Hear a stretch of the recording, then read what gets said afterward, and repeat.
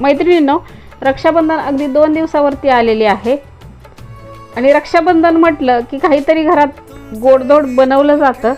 Special म्हणजे नारळापासून बनणारा कोणताही पदार्थ बनवला जातो। त्याच्यामध्ये नारळाचे लाडू असतात किंवा नारळाची वडी बनवली जाते।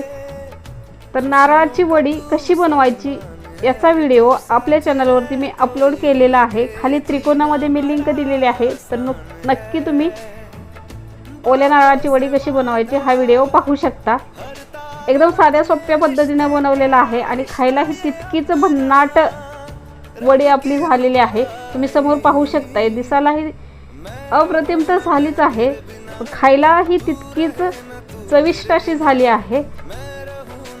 तुम्ही चॅनलवरती नवीन असाल तर चॅनलला सबस्क्राइब करायला विसरू नका। फेसबुक आणि इंस्टाग्रामवरती पाहत असाल तर फॉलो करायला विसरू नका। ही वडी 8 दिवस सहज टिकते। धन्यवाद।